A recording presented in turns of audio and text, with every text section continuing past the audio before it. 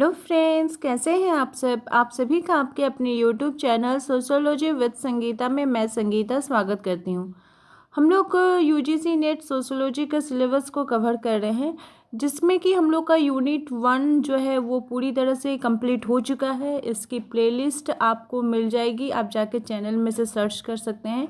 इसमें आपको यूनिट 1 का सेक्शन वाइज सारा जो प्लेलिस्ट है वो जितने भी थिंकर्स हैं उनकी थ्योरीज वहाँ पे डाल दी गई है, तो आप इसे देख सकते हैं। और अगर आपको आज की क्लास हेल्पफुल लग रही है या कोई भी क्लास अगर आपको हेल्पफुल लगती है आपके एग्ज़ाम के लिए, तो प्लीज़ इस चैनल को लाइक करें, अपने दोस्तों तक इसे ज़्यादा से ज़्यादा शेयर करें।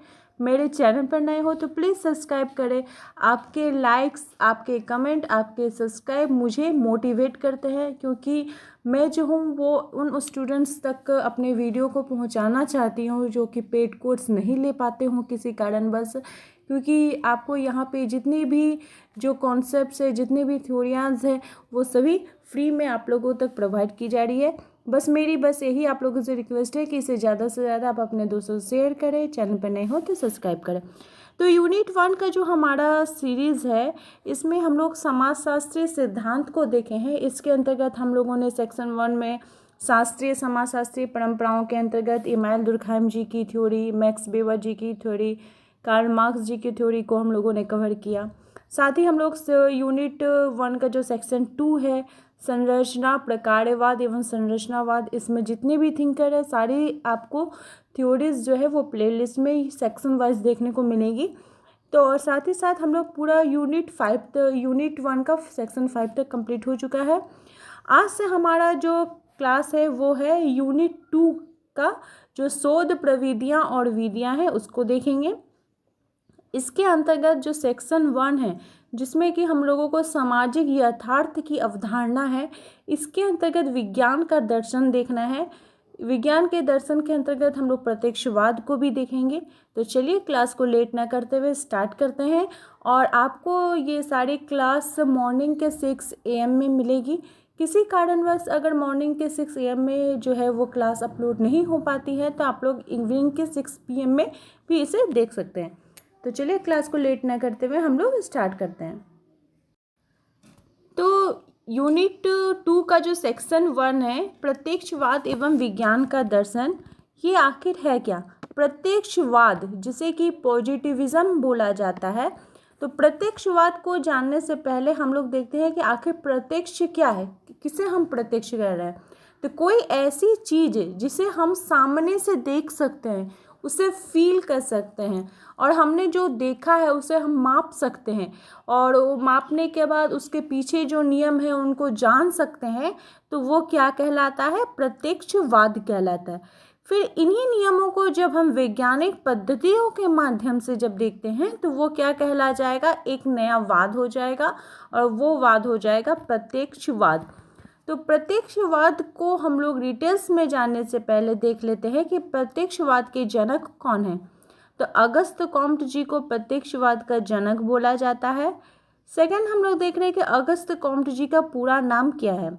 तो अगस्त कॉम्ट जी का पूरा नाम Isidore Auguste Marie Francois Xavier Comte है, लेकिन समाजशास्त्रीय क्षेत्र में इन्हें अगस्त कॉम्ट के नाम से जाना जाता है। देखिए, ये जो आपकी थ्योरीज है, ये जो सेक्शन है, बहुत ही आप लोगों को मैं कम समय में बताना चाहती हूँ, ताकि आप लोग इजी वे में इसे समझ सकें। इसलिए आप लोग प्लीज़ अपना नोटबुक साथ में रखें, और मैं जो बोल रही हूँ उसे आप लोग नोट डाउन करते जाएं।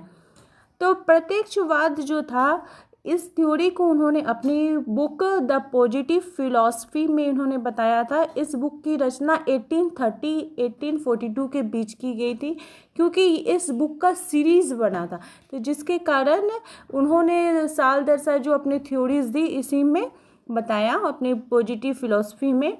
तो अगस्त कॉम्ट जी के अनुसार प्रत्यक्षवाद का अर्थ क्या है, प्रत्यक्षवाद की परिभाषा क्या है।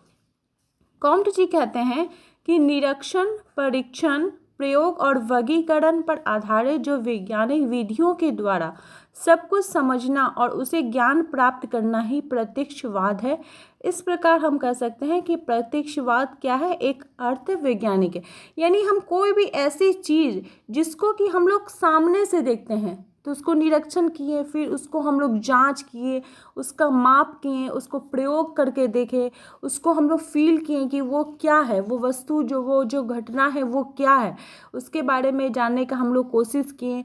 उसके पीछे के छिपे नियमों को जानने का कोशिश किए। किस विधि से किए? तो वैज्ञानिक विधियों का प्रयोग करके हम लोग जो सामाजिक घटनाओं को उसके पीछे छिपे नियमों को जानने का कोशिश करते हैं तो वो प्रत्यक्षवाद कहलाता है।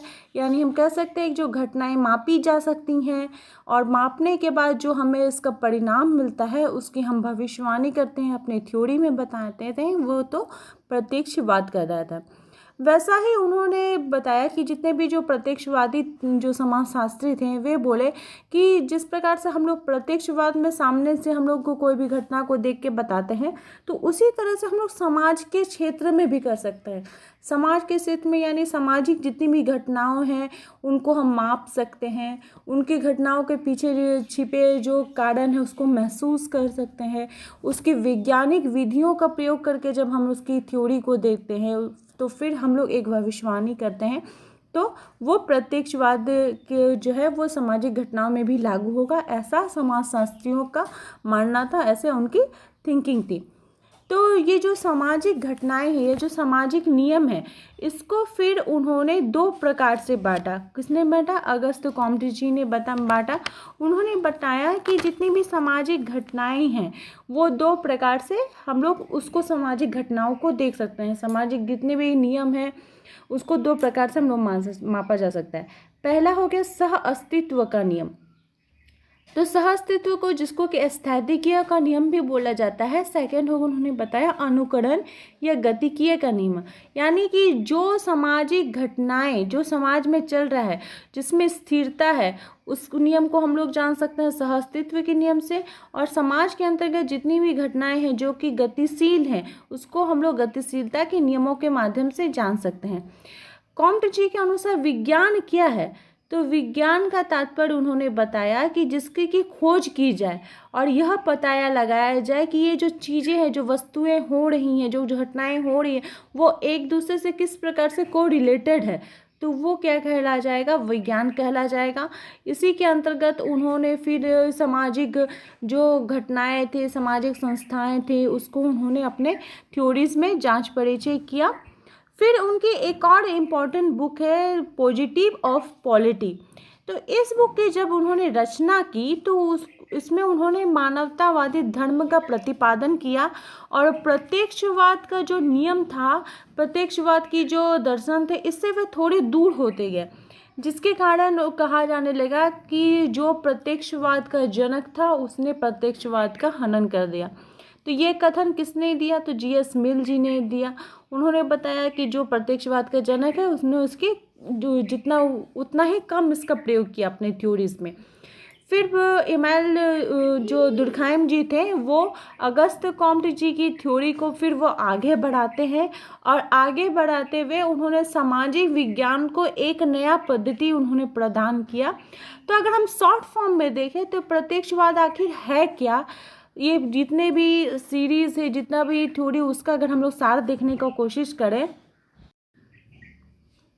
तो हम लोग कह सकते हैं कि कोई भी घटनाएं जिसका कि हम लोग मात्रात्मक अध्ययन करें, तुलनात्मक अध्ययन करें, उसका ऐतिहासिक अध्ययन करें, किसके माध्यम से? तो वैज्ञानिक पद्धति के माध्यम से, तो वो क्या कहला जाएगा? प्रत्यक्षवाद कहला जाएगा। यही इनका विज्ञान का दर्शन भी था। आई होप आप लोगों को आज की जो क्लास है वो अच्छी प्रकार से समझ में आ गई होगी। इसी तरह से मेरे चैनल के साथ बने रहने के लिए आप सभी का धन्यवाद।